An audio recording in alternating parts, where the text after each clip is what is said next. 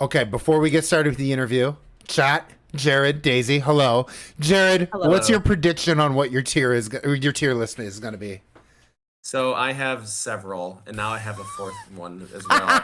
Oh Um, my God. I so love it. my guesses have been either favorite Dracula performance or actor Ooh. who played Dracula, Ooh. favorite Lugosi movie, rate Lugosi movies, rate hot dishes, or Olive Oh, Garden or rate Olive Garden entrees. You would be Um, surprised at what is coming up. Good. Okay. Those are my yes, this guesses is that I thought good. of this This is morning when really I woke good. up. Those are That's my, oh fun. no, what are they gonna ask? Oh, I'm so excited for this. Okay, this is gonna be really good. Folks, Nice. we are back with frequent contributor on the show. Uh but first time guest. First time long time. Oh, hang up First and time, Yeah. first listen. time, long time. Hey, Jared, first time, long time. Hey, well, why do the twins fucking suck? I'll hang up and listen. Andy in Kansas, you're on the air. Hello, Jared. I'm a first time caller. I'm a huge fan. I love your work. I love you. Okay. Anyway, we're back, and we're gonna interview Jared.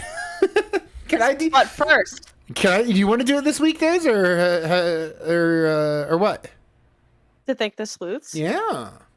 I could thank them, unless you really want to thank them. We both want to thank I haven't them. done it in a while. Yeah, let's trade You off haven't sentence done by it in a sentence. while. I haven't Let's done it in a both- while. yeah. All right, everyone in the chat. You may think that it's just me and Daisy writing these questions because we're the ones asking it. That could not be further from the truth because we have a team of intrepid and beautiful and Gorgeous and apotropaic. apotropaic. There it is. Apotropaic. Folkwise interview Yeah. sleuths that help with the interviews every week. This week, do we start naming the sleuths? I mean, we could. This week, Sleuth Caitlin was helping Caitlin's us our with the head questions. Head Sleuth Caitlin helped us with the questions. So, and we also had we ran these by Sleuth Chrissy too. Yeah. She Yeah. yes. And that was that being one. said, Jared, thank the sleuths, thank your friends. Not just Yeah. if you think it's a good question or something makes you Thanks- blush thanks for- and thanks for chuckle. nothing. Thanks, Yeah, what? people in the Thanks. chat. Jared, do you want to get started with the actual interview? Yeah, let's do this. Let's do it, buddy. I'm trying to see, how can I see you though, Dom, on Discord? Is that not possible? That's not possible, but you can do twitch.tv/folkwise as long as you mute me. Oh, I'm It already must- there. Okay, Yeah. cool. That's what you got to do. Yeah. Okay. Cool. You ready for your first question? I am. Let me take another sip of coffee at 6 o'clock in the afternoon. So you can spit it all over your all over your keyboard. Jared, what is a Yes. living history museum, and how is embodiment essential to the performance of history? Yes. Okay. So, how long do we have? At least an hour. We're gonna need 7. So. Oh my God. How long was No, your so- defense? Yeah, oh my God. It better not have been 7 hours. No, it was not. I did have the interesting experience of being able to defend my dissertation via Zoom from my own home because of COVID. So that was a really unique experience. So it's kind of fun to be able to defend my dissertation with my dog in the next room over and my Indeed. partner like listening and hanging out next to me. So that was really fun. So living history is a type of museum performance and museum experience rooted in the 19th centuries, especially European and Nordic romanticization and desire to collect and represent folklore and folk performance and folk culture.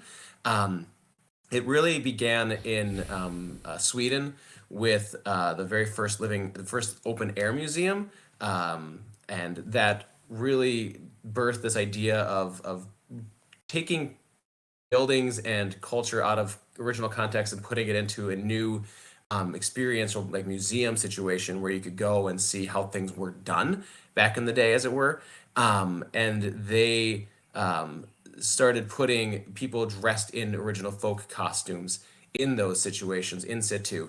But so that was the birth of the open air museum is in Sweden, and that idea of the open air museum eventually migrated over to the United States, where institutions like Colonial Williamsburg and Henry Ford's Greenfield Village, really, especially Ford's Greenfield Village, started taking places around and putting them together. But Colonial Williamsburg and them said, hey, let's put people in and living in the situations. And so you get this living history where people are dressed up in period costume, performing the day-to-day actions and doing living history and through teaching, right? What is it like to do, to pickle your cabbage and raise hogs in 1627 if you're at Plymouth Plantation, which it's always this every day is 1627 there. And from there you get a bunch of different variations on this from living history, where you get the first person, second person, third person experiential aspects of that, and that can really determine and shape how you experience and learn about and from history.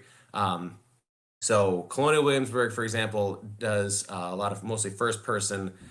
Plymouth Plantation is notorious for first person, to the point where there's a thing called pilgrim baiting, where people will try to trick the What? pilgrims into acknowledging what Oh, year it actually is. people do that Like, at Ren fairs too. yeah, so like, oh, Yeah. hey, would you take a selfie of me, and see if the pilgrim will be like, oh, absolutely, and gotcha. Second person is really interesting and is really growing because it gets guests to be part of the exhibit space Yeah. and part of the exhibit like components. Oh shoot, the one in Indiana that does that really did a good job of that. I forget the name of it. Old World, Wisconsin, where I did my dissertation, has dabbled in this rather successfully, and so people become a part of the cast in a rather loose way. I wrote an article about that. But third person, I prefer quite a lot, because you are a person in the past. You're dressing up. You're embodying it. See, I knew I'd bring it back to you, Dom. Knew you would. Yeah. So you're dressing up in the period, but you're of the present, right? So when I did my field work, I dressed up in period appropriate clothing as a 19th century German immigrant who was a carpenter, or a Finnish immigrant who would do baking demonstrations in their relocated vernacular architecture in this beautiful 627 square foot acre open air living history farm.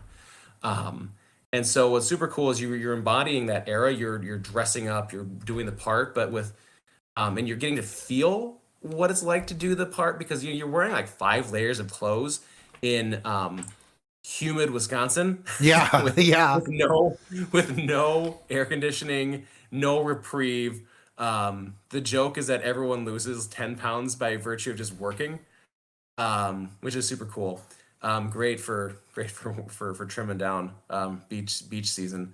Pool season. It's the upper Pool- Midwest. Yes, yeah. But you're dressing up in these roles, and one thing that I found was really interesting was learning how to move in the clothes. For example, elastic hadn't been really invented and popularized yet, and so my braces or suspenders weren't elastic, and so you had to really learn how to bend down. Yes. Wow. I popped a lot of buttons. Oh my God, I Wow. never even thought about that. Yeah. Oh, yeah. And so Oh, I yeah. had to do like the bend and snap from Legally Hell Blonde. yeah. Yes. And That's I'll what I tell like Here, to I hope hear. you're proud of that one. yeah, so I would tell guests that I'm like, oh, it's like Elle Woods, bend and snap. To which then they'd be like, how do you know about this? It's the 1880. I'm like, it's third person. It's okay. So that also No, there really was a helped. Finnish girl named Elle Woods. That's one word. Yeah, right. Oh yeah, from Helsinki. Yeah. No, so when you're dressing like that, or like the women at Old World, Wisconsin had to wear corsets, and so that really helped them learn how to move, because the corsets were not so much about va va voom sex appeal for that. It's more about supporting your outfit, but also supporting your back, because it's like a weightlifter's belt. Yeah. So when you're walking around, you're able to move the milk jugs and water jugs more effectively. So you're really embracing what it's like to do that time period's work. and you become in effect a teaching model just by virtue of your body. Um, so it's really a cool way. And then by being third person, people can ask you like, "Aren't you hot? Like, what are you wearing?" And you can respond and be like, "Well, I'm wearing like this," versus how you're wearing shorts and sandals. Like, if you're gonna get stepped on, if we're stepped on by a horse, I'm gonna be just fine with my boots. You're gonna be in trouble. Um, or engaging with the times and laughing and just being open about it. So that's a long-winded 7-minute answer. Oh, I think you nailed it though. Thank you. Hey, a few things to follow up, if I may. Absolutely. Number one is the one in Indiana. You're thinking of Connor Prairie. Yes, thank you. Blame my COVID brain. As we are doing this interview, I'm on the tail end of COVID-19. Yeah. So, the world famous novel coronavirus. yes. Number two, do you know that Daisy and I are friends with the Taylor of Greenfield Village? I did not. Yeah, she is. Have you ever seen me and Daisy in the first Game of Thrones musical? I believe I have, yes. She's our Melisandre. Ooh. Yeah. Yeah. Nice. She's awesome. She rules. Yeah. She rules. She can so much. And Nice.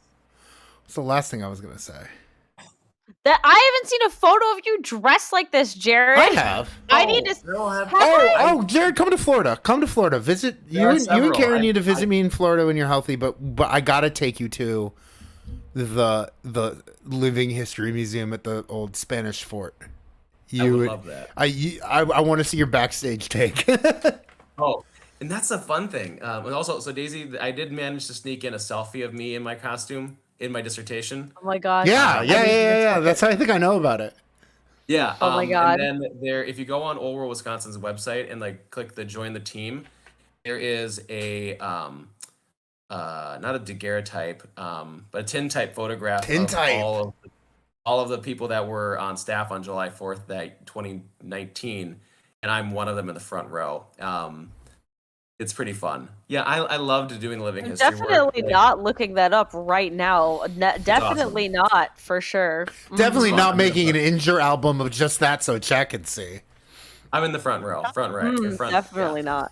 I think learning how to wearing those clothes, like while on some levels it made some people kind of giggle, which is totally fine and fair, but it really helped people get into this like rhythm of history, rhythm of the past, because it's much more different than having somebody as like a docent, right, wearing like a green polo and showing them around this house, right, that was built in the 1880s, this Virkenthof style, brick and in a really fine, skeletons of wood structure house, versus somebody who's in the clothes who would be wearing what that person is wearing, pulling pula out of a 100-year-old oven that weirdly had a kick open button on it, which was my favorite thing in the world. Let's go. How efficient. Yeah, it was great. And in the Farmers War period costumes, all the experienced facilitators, were the interpreters, wore the costumes.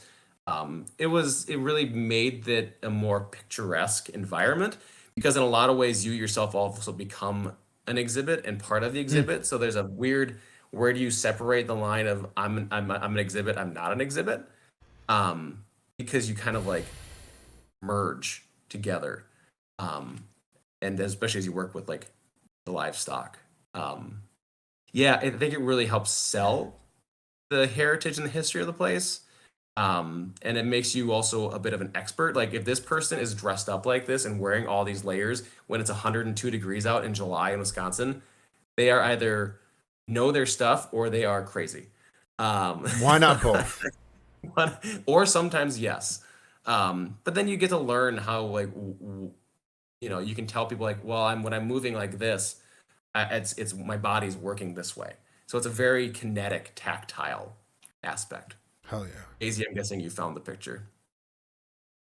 Critzy sent it to the group chat. Yeah, I couldn't find the picture, but it's in the group chat, Daisy, on Facebook. But we received that group chat. Yeah. Oh, it's really your hair's looking great there, dude. Thank you. I lost. So on the 4th of July, Old World Wisconsin does this really cool situation. So Old World Wisconsin doesn't do doesn't do what like Plymouth Plantation does, or other places where it's like, oh, it's all the same day. Old Wisconsin covers from 1860 to like 1910. They just got a new brewery too, which is super rad. So each different place is in a different decade, but you're not encountering people in first person. It's just more of a, hey, this is a progression of time. July 4th is the only day of the entire museum's year where you are one day, one place, one time. And it's July 4th, 1876. So you're celebrating the centennial. You're celebrating it centennial style, but what's super fun is Orwell, Wisconsin was created as to celebrate America's bicentennial. So there's like a lot of like Russian nesting dolls of meta going on. Yeah, definitely.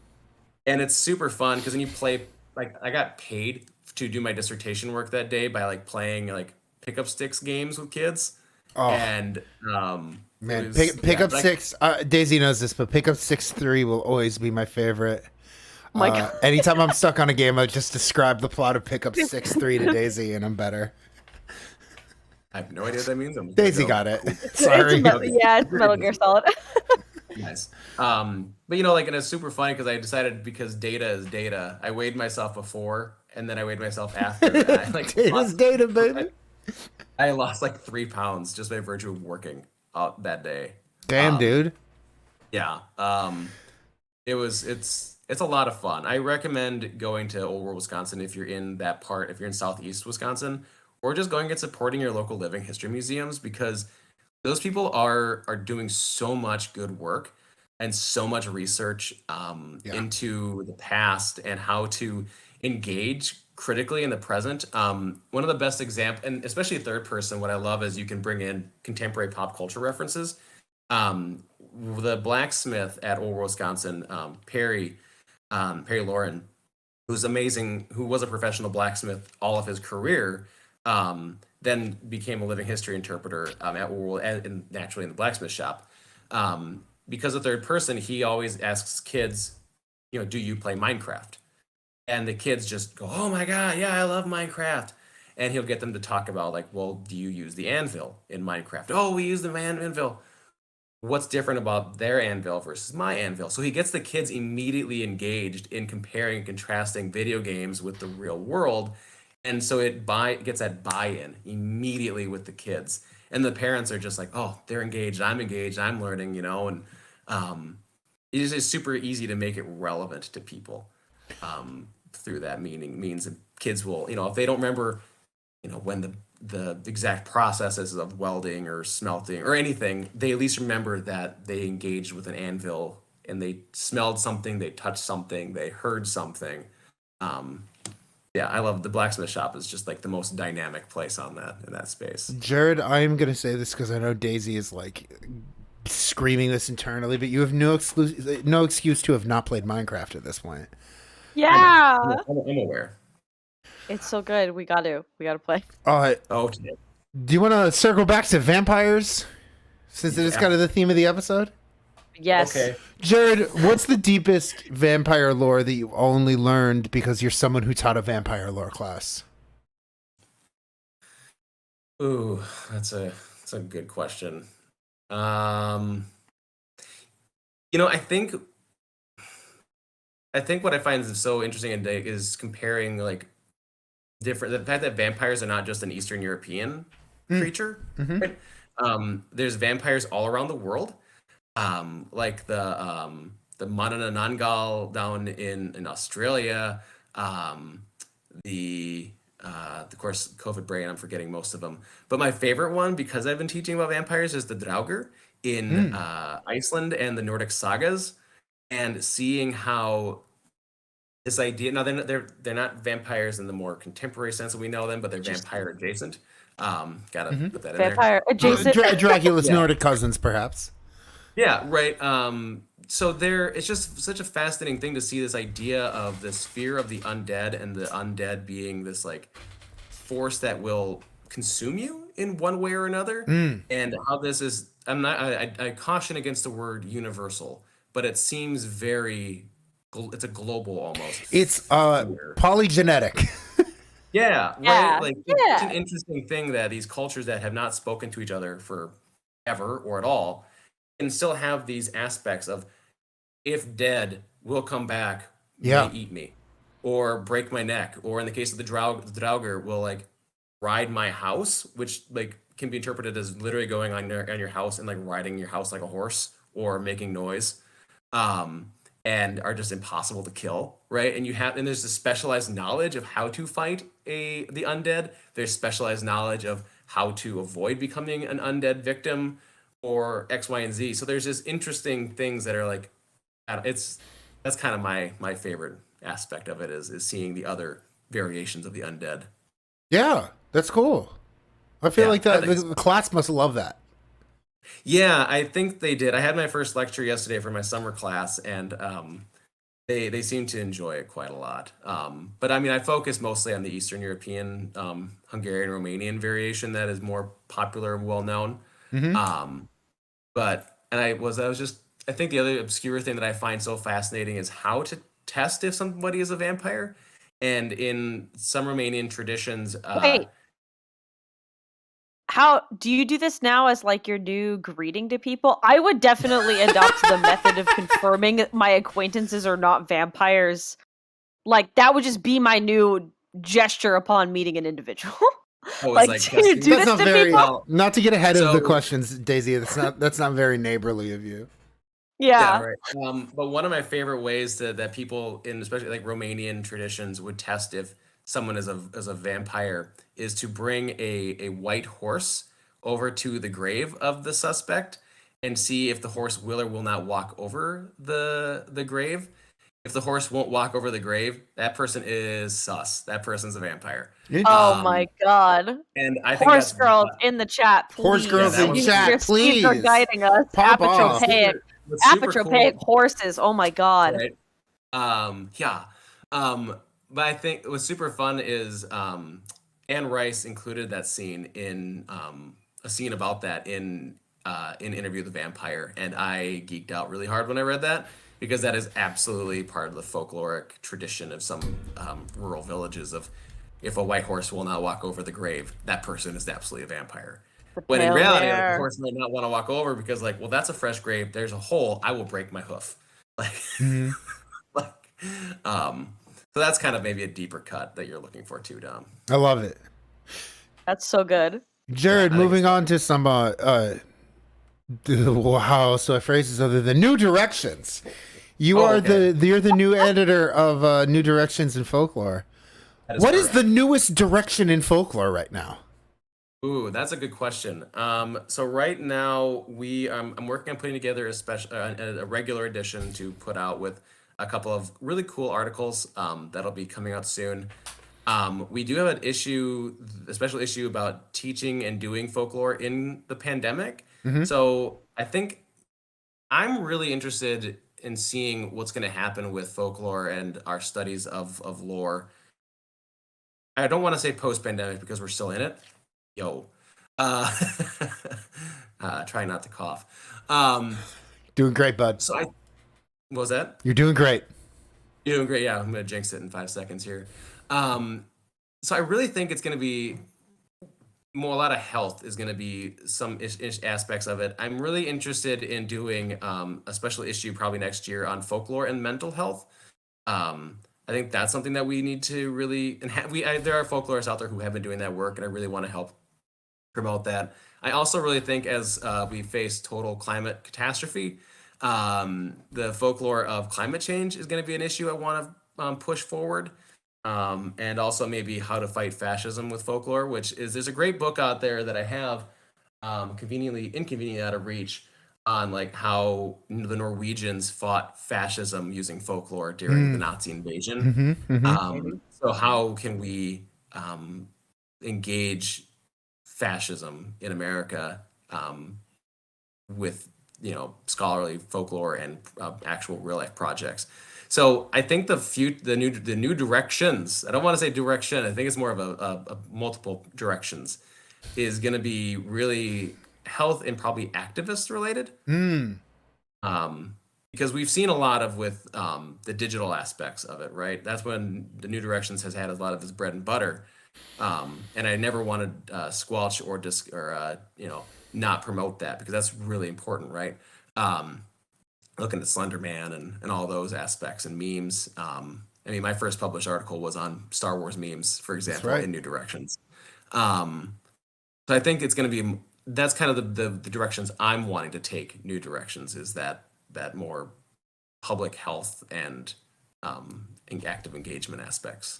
So you heard it here first. If you are an enterprising young folklorist with an article in your back pocket about spoons, about not having the spoons for something, Jared wants your article. That would be so good. Please talk about the spoons. That's what I hear. I'm hearing spoons. I'm hearing spoons. Spoons. Jared, we'll solicit it. Oh We'll find someone who can write the spoons paper. It would be perfect for that article. Okay. And I am too much of a jock to say spoons, as chat probably knows. I say I don't have the 45s. I say if I put another 45 on this bar, it's going to be too much. Instead of saying I don't have the spoons for that. Yeah, I always say I can't put another 45 on. Jared, maybe you know enough about weightlifting that you understand spoons by my 45s. I have historically been more of a jogger. Oh, cardio boy. Okay. Yes. A special spoonie culture special issue. We could do. I think we could pitch a whole spoon special issue for Jared. Chrissy, write the spoons paper. Come on. You'd be perfect. Right, Chrissy. Curiosity brain is running wild now. Look it up later. The Folklore in mental health Death Lords wants me to write is the free Britney paper, but yes. Oh my god. We'll see. So I think probably like soda. Do it. There's this part of me that really also wants to tackle on a very selfish level. The folk like Thor from the Marvel Cinematic Universe, his mental health struggle and wrestling with that. So how do we portray mental health through a Nordic god, Norse god in popular culture, right? Like he has that's yours. That's you. PTSD. That's you, buddy. He has obviously father. I mean, all kinds of issues, and I think that would be super fascinating. That movie comes out in like 2 weeks, bud. Are you excited for Thor 4? I am beyond excited. Oh my God. I love Taika Waititi. I love his style. And I am beyond ready for the weird that he is going to unload on us. Also the fact that he gave Thor his goats. Yes. What are their names? Yes. Tooth Gnasher and Hoof Grinder. And and they scream like the silly goats on the internet. Goats be like that. Yeah, I mean, for those of you who don't know, like Thor, his chariot was at the helm by 2 goats, like this god of thunder. Which sidebar, I have no problems with how they're portraying Thor in the new God of War movie as like this heavier set individual like or that. Or the God of War game, yeah. Yeah. I think that's totally perfectly acceptable. I don't have any issues. I recommend looking up Dr. Jackson Crawford's YouTube channel because he does a lot of breakdowns of this, and he's actually been invited on to IGN to discuss like representations of the Norse gods. I think I saw a video of his. Yeah, he's super cool. Plus, we've had the same professors. I think for Thor to be portrayed as this like heavier set, like big muscle. I mean, because if you look at like the big heavy weightlifters, they're all kind of that belly big dudes. Especially if you like to drink as much beer as Thor. Well, that's the thing I'm going to say. I was going to say next is like Thor. You got me right on the spot. Thor is a notorious drinker. There's a myth where he is in the giants. I forget the name of the giant, but the hall where he and Loki and Thor's young apprentice, whatever, are given challenges, and Loki has to. One of them has to out-eat another person that's a challenger at the table, but they lose. Another person then has to outrun or out-wrestle an old lady, and then Thor has to drink this glass, right? But they all lose because instead of the fight, the person who loses the eating competition loses to fire. The person who can't win the wrestling matches loses to death. And Thor is basically tasked with trying to drink the entire ocean. But he drinks so much of it that he lowers the level of the ocean across the world by like a foot or 2. So I mean, anybody who can drink that much beer, you're gonna have a pot belly. Yes, honestly, yes. Yeah. You love to see a beautiful big boy. Yeah, I Hey, think it's great. I mean, when different representations of Thor and Odin and all them, let it ride, man. Like it's super cool. Jared. Speaking of famous big guys, and maybe 1,000 of them. I Okay. told this to Daisy, and they could not believe this was real. They thought I was like doing some elaborate prank, and I was I making this could up. not. Okay, seriously though, Daisy, you are I waiting was for like, just Jared to talk about another this, because thing here. yeah, okay, because everyone would I've assume I been made it up waiting if I for just this. dropped it. I did But not know this. can you confirm that you spent a summer at a Buddhist temple on the Flathead Reservation in Arley, Montana? And why is there a Valley of 1,000 Buddhas in Montana? Can confirm. Um, so I learned about this place. So it's called the Garden of 1,000 Buddhas. Losing my mind. It's administered by EWAM, EWAM. Mhm. It is in Arlee, which is at the very southernmost edge of the Flathead, the Confederated Salish and Kootenai Reservation in northwest Montana, about 20 or so minutes north of Missoula.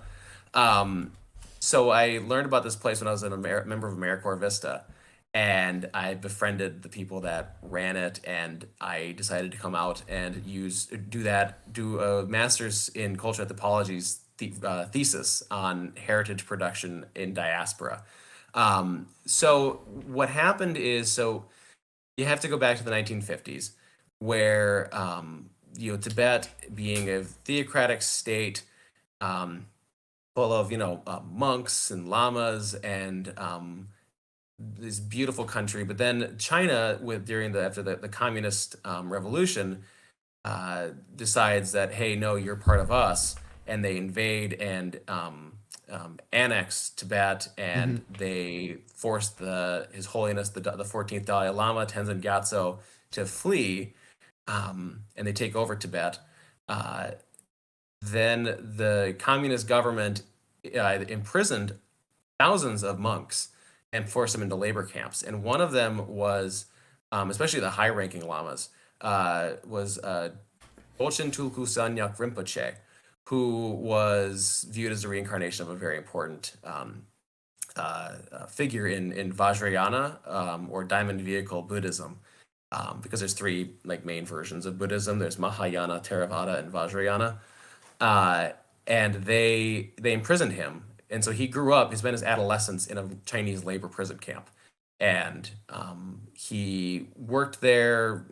Was in doing manual labor like breaking rocks and cutting wood, but he still maintained or was able to receive tutelage from a great master in prison. After Chairman Mao died, then he was eventually released, and he made his way to Dharamsala, which is where the Tibetan government in exile is located in northern India. And he was told to go to America and work and bring the Dharma to the United States. And so he did, and he set up a center, and he moved to Santa Fe. But then he was visiting one of his students in Montana, and she was driving him through what's called the Jocko Valley in Arlee, and he felt that this was a very important place. This is where he needs to build a new space. And so on an old sheep farm that was for sale, and this because of also various treaty reasons why non-tribal members could purchase this land, they were able to buy this old sheep farm.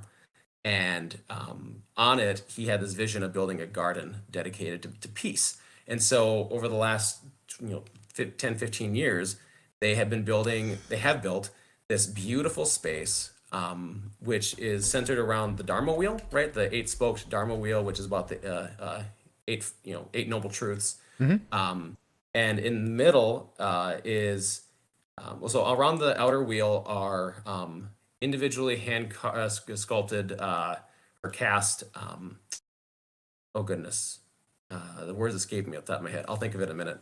But then in the middle, and the spokes are 1,000 different Buddhas, all cast on site. I got to make a few, which was super cool. Oh, cool! I didn't realize. And they all have different That's cool. They have a spine of sacred bundle spine full of prayer flags, mantras, sacred elements, and you put them in when they're still still concrete mix. And then they're all on the wheels. And then in the center is a 26-foot tall golden goddess statue, Yom Chenmo or Wow. Prajna Paramita. She's the embodiment of divine wisdom and goodness and all that. And she has like a 21 carat diamond bindi. She's gold leaf, gold painted, gold plated. And Wow. she's on stupas. That's what the word I was looking for, the around the edge. Stupas are a physical representation of the Buddha's mind. But underneath Yom Chenmo are different chambers full of like underneath her are weapons from around throughout history. So she's suppressing violence. But then in the middle of her is another chamber with sacred relics, including a piece of the historic Buddha's tooth. And so it's this really amazing, beautiful center, and it's called 1,000 Buddhas because according to Vajrayana Buddhism, there are going to be 1,000 Buddhas throughout the course of throughout history. The Buddha that we know, Siddhartha Gautama, is actually the fourth. Yep. So he's the fourth Buddha. The next one is Buddha Maitreya. He's still in the heavenly realm, and when humanity has just gone to pot and forgotten all about Buddhism, then he will be reborn in a human state. So it's this fascinating thing of there's a potential that right now on the chat, one of us could become one of the 1,000 Buddhas at some point in the infinite lifetimes ahead. And so you get to have this, it's a very serene spot to do trainings, to do lessons, to pilgrim, or to conduct a pilgrimage. It's probably one of the more beautiful and serene places I've ever spent any time of my life. I miss it. It's beautiful. I cannot recommend it enough. So if you get the chance, if you're on I-93 or I-90, actually, either one, take a stop and visit. So that's why. So it's a sacred site that is all kinds of sacred sites around with geomancy, and it's just awesome. And plus, then if you're on the 4th of July, go to the powwow. The Arlie powwow is the best. Kathleen Quo You're did field work blowing there once, my right? fucking mind right What was now. that? Kathleen Quo, I think, did field work at the Arlie powwow because she was studying what are the songs they sing. Okay, I have to look that up. Yeah. During like their Powwow super rad. Yeah. I'm just thinking of the second guest who's been to that powwow. Yeah. Daisy, does that answer all of your questions? Oh my god, and more, Jared. That was the chat is blowing up and my mind is exploding from how much detail you can recall from that experience. It must have had such a profound effect on you. That's so cool. Okay, Yeah, I it want to really did. I want to get to funsy questions, So but I have cool. one more follow up about your time in Arlie. We have so many questions for you. Yeah. Good. I distinctly remember you saying there were like 14 Japanese guys all in one house, and that's how you learned how to say cheers in Japanese. Oh yeah. So it was really super fun.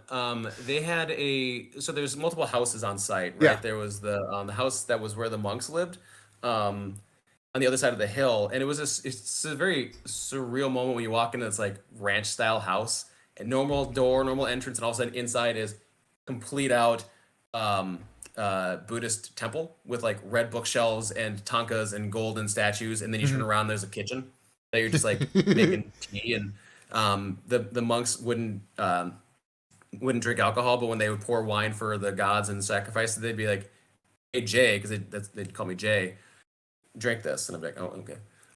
So they just kept kind of forcing it on me. Yeah. And it was all Australian barefoot, oh goodness, what's the one with the kangaroo on it?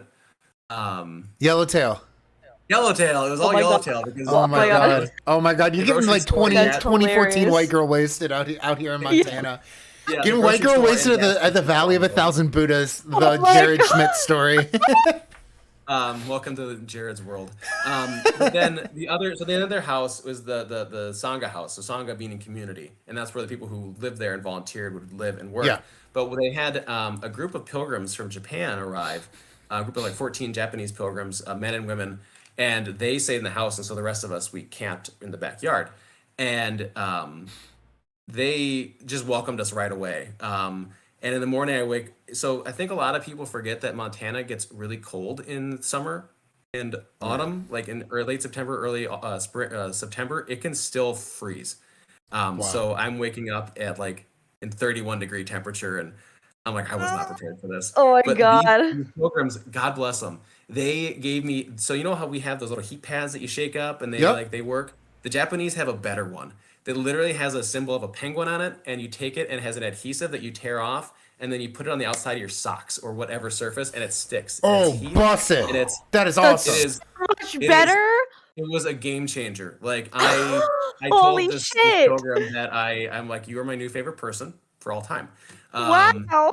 but Genius. I would walk into the house and my hair all just askew, and I'd be like, how trying to help them get ready, and I'd be like, how do you make how do you say coffee, and they'd be like kohi, and I'm like, oh, okay, that's easy. And then they taught me some Japanese, so like doi dosamaste, you're welcome. Cheers is kanpai. Kanpai. And so they shared with me like all kinds of great Cheers, treats that they chat. brought along, like eggs that were preserved. That's not like parboiled, but they were like steamed in a natural hot springs that turned the eggs purple. Or octopus or squid jerky. I don't know. I love a cuttlefish jerky so much. Oh my god. Could you have told us a cooler thing that you encountered? It turns it purple.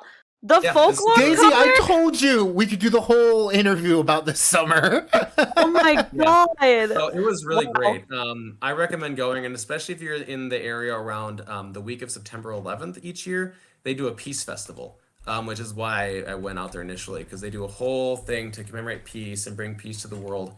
And they do readings, and the monks do festivals, and there's celebrations, and there's vendors, and it's just so many momos. Like if you find a Tibetan momo food cart, you're welcome. You are welcome in advance. The momos are the best. I love a momo. They're a dumpling, for the record. You ready for some funsies? Wow. You ready to lightning around some funsies? You're ready. Oh my god. This is so good. First up, Jared, are you aware that a gray duck and a goose are two different kinds of bird? I plead the fifth. Okay. Seriously though, explain to chat how you play Duck Duck Goose in Minnesota. So it's the same rules. It's the same thing. We call it Duck Duck Gray Duck. When you're sitting around a circle and somebody walks around and says duck and pats the head, duck, pats the head, duck, goes around. In the rest of the country, the person would say goose, and that person gets up and chases them around, tries to catch them, and that person's still it. Or if they get to their seat, then that person who didn't get their seat is it, and they have to do the same thing. For some reason in Minnesota, we say duck, duck, gray duck. I don't know why, but I use this example in my classes all the time as like regional variation and variation within traditions. I just yesterday, and I think my students all learned it's okay to mock me already. I'm fine with that. That's cool. Chat knows. To quote Dom's reaction to hearing this information for the first time, that's because it's a different bird, Jared. I do remember that. That was very funny. I still giggle about that. Shouts to the accent challenge video where I lose my shit at Jared about Duck Duck Gray Duck. Mine. But it's such a funny thing. I have mentioned to my partner who's from Oregon, born and raised, that if we have children, I'm going to teach them it's Duck Duck Gray Duck. Evil. Evil. And she has said, I like why it. would you It's do chaotic. that to them? That's not kind. And I'm with you, girl. I'm with you. You might as well teach them like duck, duck, spider. Or I mean, I don't know why we do that, but I've seen merchandise like it seems now to become a very Minnesota regional identity, like marker of that. Like, yes, we are the home of Duck Duck Gray Duck. Okay, Jared, I know I I pretend to lose my shit every time it comes up, but if you find me a Duck Duck Gray Duck shirt in 2XL, I will wear it every day. I found a dog toy, I think, actually, that had that. I think I sent a picture to you all about this. Like, it was like a duck, and it was a gray duck or a goose, and I was like, oh, I have to have this. But then I was told that to save my money, and I'm still mad. Oh, boo! That would be cool. But yes, we played Duck Duck Gray Duck. And my mother and father would have been the ones who taught me to call it Duck Duck Gray Duck, and that probably was been reinforced in school. And we don't know; it's just the way it is. Daisy, do you want to ask the next one? Yes, I do. Go for it, Jared. Yes. What's your secret to being such a good neighbor?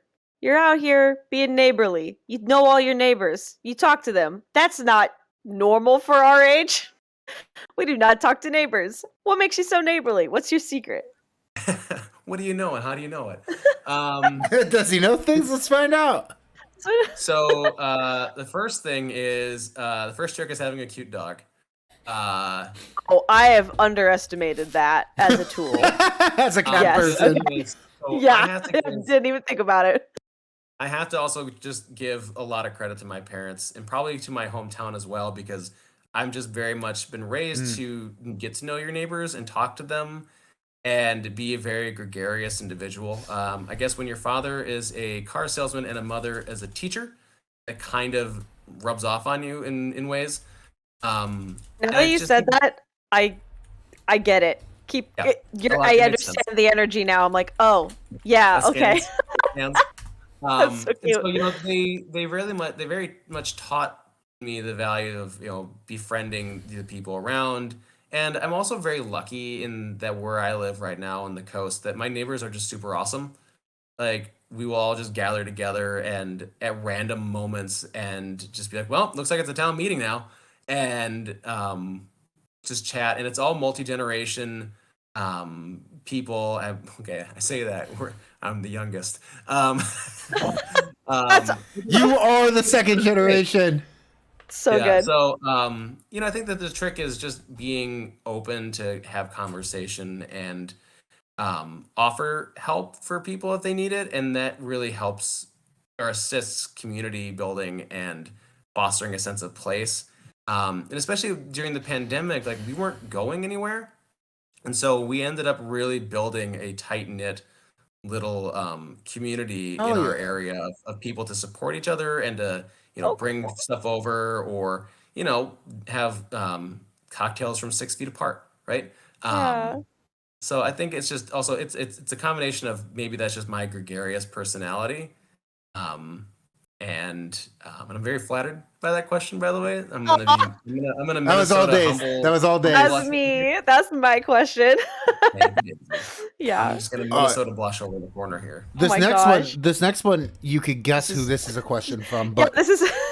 What was your working doubles order at Olive Garden? That one's from. I think that one's from. Okay, so it depends on how. Okay, it's a great question. It's objectively a great question. So there's a few caveats to that. The first caveat is, how much time do I have between my second shift starting? Right. True. If I have a very quick amount of time, you just go quick with the soup, salad, and breadsticks. You just take the salad bowl itself and then just fill it up with what you want, dressing, and then you just take the breadsticks, throw that in, and then you take the soup and you just bring it over to the server section where you can eat and just inhale. The zuppa toscana, by the way, is the best soup. Hot take, don't care, come fight me. No, the zuppa toscana is the best soup at Olive Garden. I'll agree. As an Italian, I'll agree with that. I know I'm gonna get some haters for the gnocchi. The gnocchi's good. It's great, but it's not the zuppa. It's that spice from the slightly spicy beef sausage that comes through that really helps. And you soak the breadstick in that, and it just brings the flavor in. So that's a quick one. If I have a longer time, also depends on how tips were for the first one. The steak gorgonzola Alfredo, hands down great, very filling, really rich. That balsamic drizzle on top of it sells it.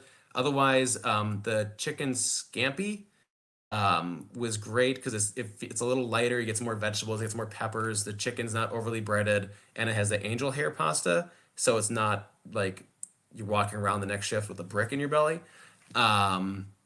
That's always good. Plus, you get the salad and breadsticks with that and soup with it, so why not? It's a win-win. Those are my go-tos, I would say, which is probably why I had to start jogging as soon as I was done working there. Hell yeah. Hell yeah. I haven't been to an Olive Garden since right before the pandemic started, but like I do. So Olive Garden really helped me get through my first master's, right? I've been a bartender and worked in the service industry now for not now anymore, but for like a decade of my life. And Olive Garden helped me survive. Helped me make friends, helped me get familiar with Mankato when I moved there. and helped me pay for school, right? I think the best day was when I paid for my one of my semesters in $20 bills. Like I felt like Scarface almost. I was like, here you go. I was gonna say, or Here's like my change. Magic Mike. Yeah. Yeah, well, I've never seen that. So, Oh, um, oh, but so I Jared. mean, yeah. So I think Olive Garden is great. As far as like international as far as international chains of foods go. But it really like helped me become a better server, helped me become a better bartender. I also learned how to make espressos, which was fun. Hell yeah. Because they have a really like fancy, From one fancy. barista to another. They have a good machine back there. Is that what you're They telling me? I do should get the actually, yes. espresso They at have Olive Garden. get one of the cocktails if you're feeling an alcoholic beverage oriented. They have some good coffee beverages. Huh. The worst thing though is when you're bartending. At least at the Olive Garden where I was at was sometimes you would get when you're the only bartender. That means you also get full service at the bar. So you would get every different person on their own ticket, but then you also might have three different tables to take care of, and then you're making all the drinks for everybody, and everybody on a hot day all wants a ice cream cocktail.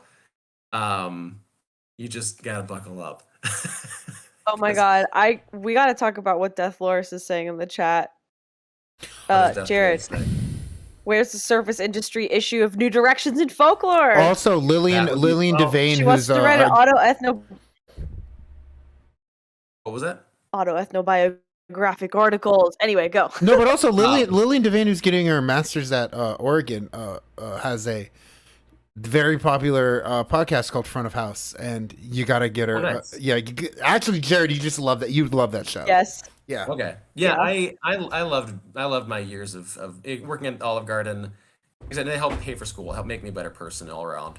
And then working at a brewery, I'm sure that question is probably coming up. Yeah. But yeah, maybe. as far as Olive Garden, like just also get the breadsticks. They're so good. Like also, no, you don't just get to eat the breadsticks because you work there. That's not true. That is so disappointing. I was hoping that was like the big secret. No, You that's just got not free that's not the case. breadsticks. They're unlimited. The They secret are is unlimited. Chef BB is in the back of every restaurant that cloned her. The secret Tuscan cooking or whatever. Oh my god. What's interesting is when they try these new recipes and then you go, this is not gonna work. Like I don't know what corporate thought would be the bright idea, but this isn't gonna work. And because then you also got to factor in like regional variation, right? Like rural Minnesota, southern Minnesota is not gonna go for the same things, right? As like Miami or Portland or you name it, right? So it's interesting to see different ones like succeed and fail. Um, then there's so many stories. But yeah, go all So good. when you hear your family. I'm gonna end it like that. Jared, where's Indy right now? She is downstairs. She with watching Karen. Dad on the TV? I think they are watching a medical should- procedure you right now. You should try to show the camera like you did to me over break of the picture that you received as a text message. Yeah, from Karen. I hope it'll work. But yeah, Indy's new thing has been to laying upside down, and her mouth opens up, and she looks like a little vampire. It's pretty cute. Oh. Hey, my little black lab mix. Oh my Yes, gosh. Indy's downstairs. But when I'm in the office a lot, what she'll do is she'll come in and look at me with this like, okay, Dad, like you know the thing. So I'll scooch over and she'll crawl under the desk and like lay on my feet. I remember while she I'm did that working. during the Dune when you were filming the Dune video. Yes. For those of you who've seen our Oh. Dune video, Indy is actually there the entire time under the desk watching as Karen helped me record. And she didn't even bark Secrets. once. We cut it to we cut to cute. her at the very, very end of the Very video. end, yes. There's a picture of Indy laying on Jared's feet. Secret So shy cute. hole. Yeah. Hey, I'm gonna try to. A bubbly like soda in the chat asks if Olive Garden has ever done a hot dish. I'm gonna tweak that and ask if you had to make a hot dish out of Olive Garden ingredients, what would you make? Oh my god. Oh my goodness. That's such a good question. Holy shit. Okay, so you need to have your starch. So automatically you have pasta, right? So you have I would probably take the farfalla pasta, the bow tie pasta, because that's Perfect. really just a fun Or actually, no. I take that back. I would take probably the cavatappi. Cavatappi, okay. Maybe because that holds the sauce better. Different pastas. Different pastas serve different jobs. Um, and then for the meat, um, I mean, we were already so. I mean, you could essentially make a tater tot hot dish basically out of it because you have almost everything you need. Really, because you have the ground beef for the sauce. Which hot For dish did you say? tater tat. A tater tot. Okay. But you got to use. I would imagine using the breadsticks as some form of the carbohydrate as well. What you could do, since you need a liquid layer, kind of like the cream mushroom soup, I would want to do something a little maybe spicy or not. You could take the broth from the chicken gnocchi or the broth from the zuppa toscana. I'd say and the use broth from that the as a- zuppa as a- toscana, dude. That yeah, as a oh binder. man. So that's what I would mess with that. Oh fuck. All right. Yeah, Yeah. dude. Yeah. Fuck. We might have to just like where I'm at. Jared. Next time I see you, we might just need to like order Read in it. from Olive Garden and try to make Make this. it. That And would then be what you need incredible. to take is, because you need the dairy in the cheese, especially, you take the cheese from the 5-cheese ZD al forno, and then you take that and you get that multiple cheese essence across the entire dish. Go off, Um, King. Oh my yes. god. Yeah, Bubbly There you Like go. Soda likes this answer way more than she should. No, I'm Yeah. with you. I'm with you, girl. What was that? No, I was just saying that hold on, I'm having an echo issue over here. No, I was just saying that I agree with Bubbly Like Soda, and yeah, I'm so into this Olive Garden hot dish now.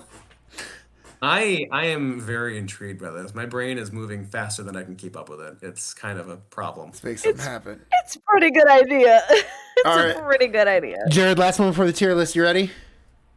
Born ready. What? Born ready. What beer do you miss the most from Wisconsin? Ooh, okay, that's an easy one. I miss, for multiple reasons, the Balanced Rock Rye IPA from Rock On Brewing Company, where I used to work. Sadly, Rock On was another casualty of COVID-19. They closed. But Nate, my boss and the head brewer, brewed this just beautiful rye IPA. So finding a good rye and IPA mix or blend style has been really difficult for me to find. I've only found one that I actually kind of like so far out on the West Coast, and that was in Ashland. Of course it was. Of course it was. I don't Oh even my know if it was god. actually brewed in Ashland. It was at that Fairy Tale bar place, Daisy. Oh my god. Yeah. I I knew you knew I'm about it. getting Yeah. flashbacks to undergrad. So I missed that one. It's very drinkable. It was very robust, lots of good flavors. It balanced out that whiskey palate aspect of me with the IPA in a really cogent manner. Then again, I also very much miss Nate's hoity-toity Hefeweizen. And anybody who knows will know that I'm biased towards that one because I named it. So Hell yeah. yeah. Oh my god, you named that? Wait, I didn't know that you named I've that. heard that story. Jared. Yeah. I named a Oh couple my beers gosh. that we brewed. My That's so favorite cute. one was Nate asked for, he was brewing a beer for a couple that were getting married, and he needed a name for a beer for the wedding. And it was a nice, very light ale. And I said, how about First Dance? He's like, what? I go, oh, well, I'll have you walk up. I had a wedding, I'll have the first dance. And I said, then you can go up and say, what are you having to drink? I'll have the first dance. And so that became the name of a beer. So I'll have the first dance. Jared, I'm gonna next thing I need to be named, I'm asking you to name it. You're welcome. But the Hefeweizen, the hoity-toity was very good. It had that very subtle banana, but not overly too much that some Hefeweizens are known for. Yeah. And it was one of those rare. Nate managed to find that sweet spot of brewing a Hefeweizen that was incredibly enjoyable during the winter, because Hefeweizens are a summertime beer, and you don't really see them on tap during the winter season. But it was such a popular one that he made that we had to almost have that as like one of our flagships. And that was Wow, also that's awesome. Karen's favorite. So like I gotta like Aw, support that. hell yeah. And otherwise, Wisconsin, you're really not going to go wrong with other good craft beer. Of course, There's a couple of breweries. Names, of course, are escaping me at this exact moment. One Barrel was good. Next Door. As long as you're supporting local, you're supporting the right thing. So. Hell yeah. Hell yeah. Daisy, you want to do the honors while I get this next part going? Yes. And keep in mind, Jared, we've gone a little over, but I think this is a good one for you to just let your answers rip. Just say what's on your heart. Is this rapid answer? Yeah, because we have as rapid as you can because we have a little bit more than we usually do. Rapid as Jared can because he's a long-winded Minnesota boy. Got it. Yes. Jared, have you ever formally made a tier list? No. Well, you're in luck because tonight's the night, as you expected. And as the chat expected, hopefully. People who watch our show. This is what I woke up this morning going, oh no, that's today. What are they going to do to me? So, yeah, we talked about this over break, but I would like you to repeat for the chat what your guesses were, because they can see. If you haven't looked, don't look yet if you haven't looked at what the tier list is. Okay, so my guesses were best performance of Dracula by actor, best Lugosi movie or Lugosi movies by ranking, hot dishes, or Olive Garden orders. So you created the new S tier Olive Garden order tonight, by the way. Yeah. You created the new S tier Olive Garden order, and it is the Zuppa Toscana hot dish. Yeah. Well, if you haven't done so already, you might want to click watch stream because your answer, all four of those guesses were incorrect. We're asking you to rank the best kinds of beer, the best beer tier list. And these are not brands. These are not brands. These are occasions and moods for beers. Yes. Okay. And so we are going to be. I recognize that this is going to be incredibly highly subjective. So this is why I want you to speak from your heart and just go S to D. Speak from your heart. Just S to D. And Dom has a whole list. What's the first one? The first one is a been a while beer. What's a been a while beer? Oh, Jared, it's been a while. You want to grab a beer? Oh, S tier. Obviously. Well, let's go. Start off strong. The next one is a boredom beer. C, because that can get problematic towards alcoholism. That's true. Hell yeah. The next one is a catching up beer.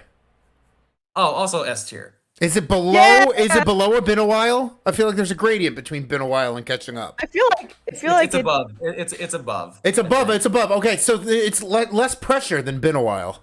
Yeah. Right. Yeah. Next one, free beer. Give it an A because you don't know what it's gonna be. That's true. Yeah, free beer. If it's a sour beer, I'd be like, yeah, thanks, but no thanks.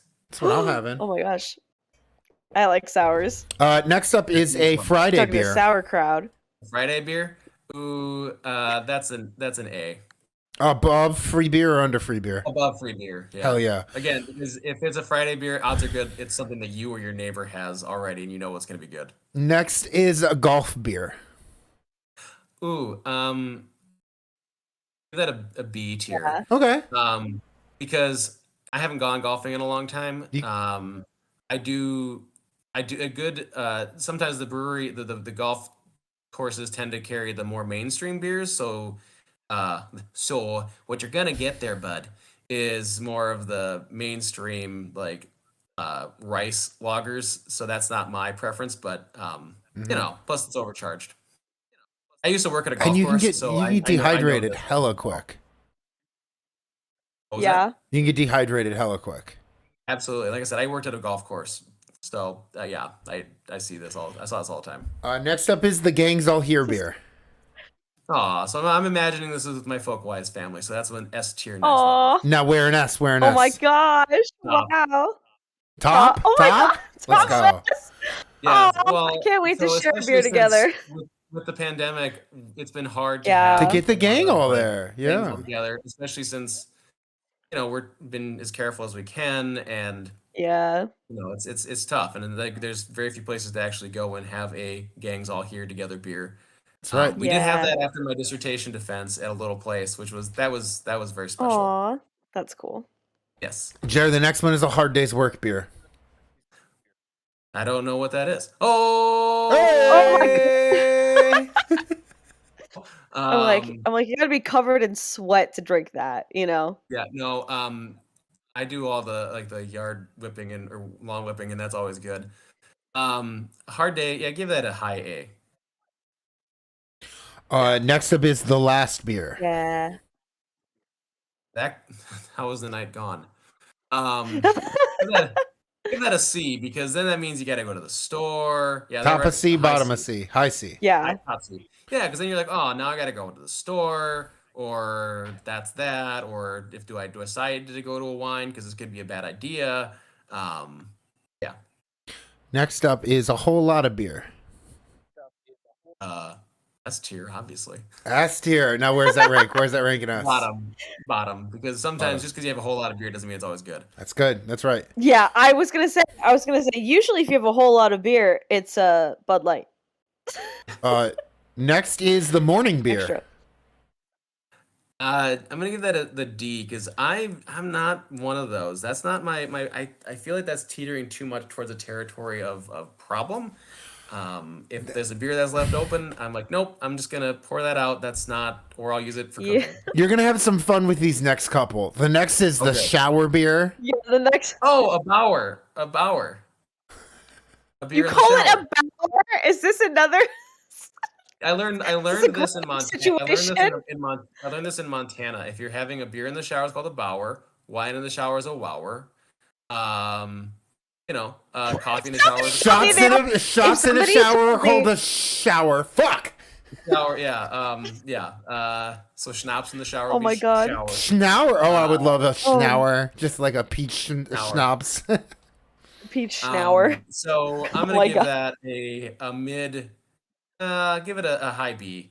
High B. Because you got to be careful where you put it. Because you get you don't want to get soap in your beer. That's just no one likes that. Oh my God. Speaking of S tier. Oh yeah, this is probably yours too, Dave. Shower beer was her. Some con people shit. It's convention shit. I like a shower beer. Okay, it's the cold with the warm. I like it. Next up is the skipping your obligations beer. Give that a high D. That can get dangerous again. That's true. Then we've got a summer day beer. Ooh. Especially if you're on. I'm imagining this being positioned at the on Lake Mendota on campus, at the Terrace, which is the greatest place any university has. I do not care. Go Badgers. That's a high S. Top S? Tip top S? Yeah, let's go tip top S. If you're at Summer's day, tip top. If you're at the Terrace at the University of Wisconsin-Madison, there's nowhere better to enjoy a good summer pint. Hell yeah. The opposite, we've got a Winter's Eve beer. Oh, you got to get to the Minnesota Nimmy. Yes. Give that a high A, especially if you're walking into a brewery and you get to laugh at everyone taking off their coats and trying to figure out where they're going to put all their stuff. Yes, definitely. Yes. And the last is a beer at work. So working at a brewery, that was pretty easy. Exactly. Exactly. This is a hard choice. Yeah. Just for the sake of appearance, let's put that at a very lowest D because you shouldn't drink while you're at work. Oh, please. Definitely not. Oh, good. Very good. This is all hypothetical. This is all hypothetical. Don't put it on Snapchat and send it to me and Caroline Miller. No, definitely no. don't. No, so bad. Oh no. No. I'm getting more Great Lakes the longer I'm on this interview. Here you have it on a scale from summer beer to at work. How free is your July? And that is Jared's interview. You got anything to plug? You got any last words? Stay safe. Make sure you get your vaccines. Donate to Planned Parenthood and donate to your local Red Cross blood drive as often as you can. Hell yeah, Jared.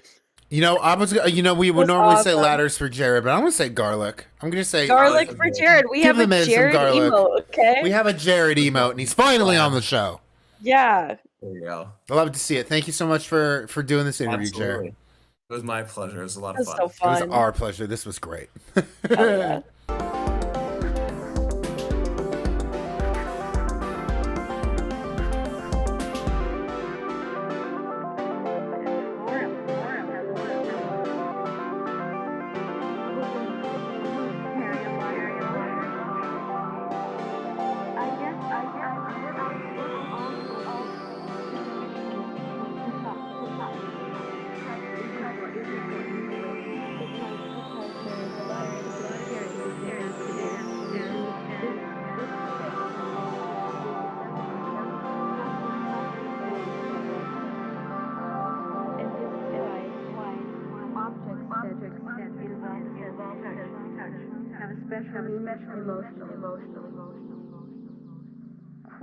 Quilts have had meaning on many levels. Making quilts helped me to get a sense of my own space, sense of finding my way, sense of really working my way out of the labyrinth.